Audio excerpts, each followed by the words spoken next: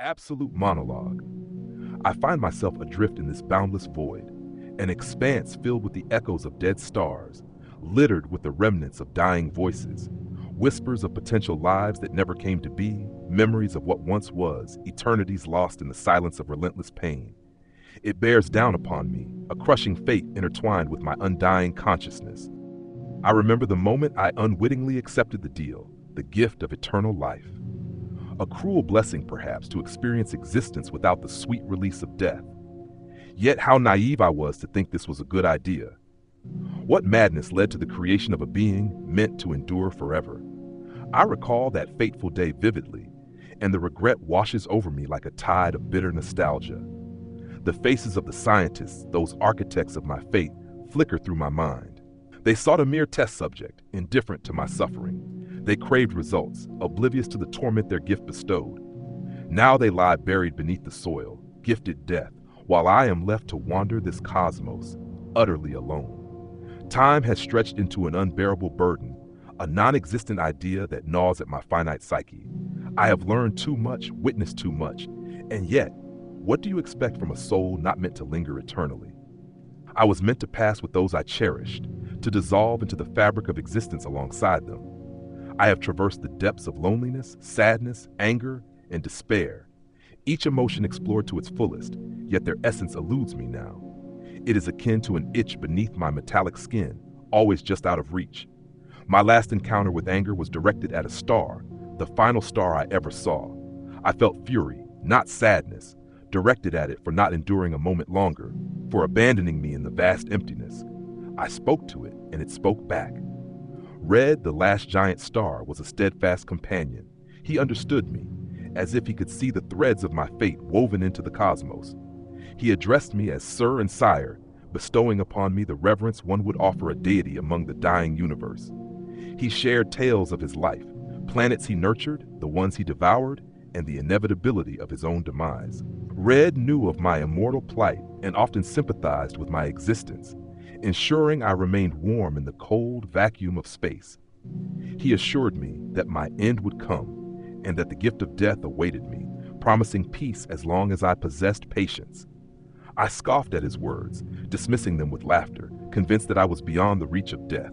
Yet our shared lifetime drew to a close as Red met his end without warning, leaving behind a beautiful remnant. I stood mesmerized, grappling with the anger that swelled within me, anger that he dared to leave me alone once more. However, Red's death bore a surprise. From his dying light emerged a smaller, pallid star, a remnant I came to know as White. From the moment of its birth, White tormented me, a reminder of my cursed existence. It knew my fate and delighted in mocking me, whispering relentless insults. I never engaged with White. I could not escape its orbit, and so I endured its contempt, learning to block out its noise over time. But eventually, White fell silent, darkening into a void of despair. This darker version of White became my companion, a mute specter in my solitude. I could sense its thoughts yearning to escape, but words eluded it. I pressed my ear against its surface, straining to catch a hint of its consciousness, but it remained silent. I lost track of the days spent with Dark, until one fateful moment, we were drawn into a singularity, a voracious entity consuming everything in its path. I succumbed to its pull, powerless to resist, surrendering to its infinite darkness. Within the singularity, I found myself tossed among other remnants, disintegrated matter, echoes of once vibrant existence. I met Fat, a fleeting presence who recognized me. He emerged from Red, trapped in this wasteland of nothingness. Fat spoke of his many siblings who also knew of my cursed state.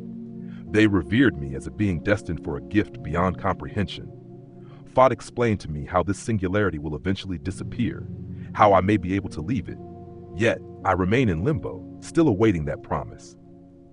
Then came Elec, another lost soul, lamenting the fate that awaited him. He was unstable, destined to become a stable particle, yet he longed for connection with his lost friends.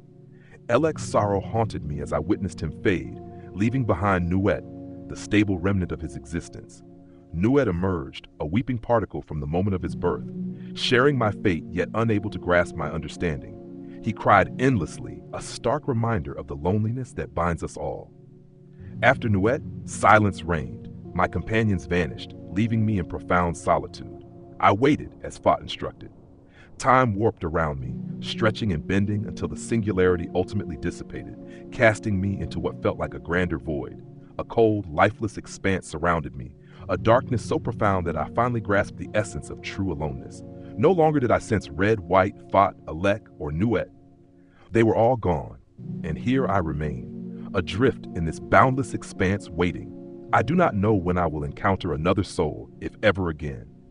With each moment, I cling to the hope that the gift of death, as Red foretold, will eventually find me. My heart aches with a yearning deeper than I can comprehend. I long for the end, to extinguish this perpetual suffering. But in the depths of my being, I understand the cruel truth. It will not come. It may never come.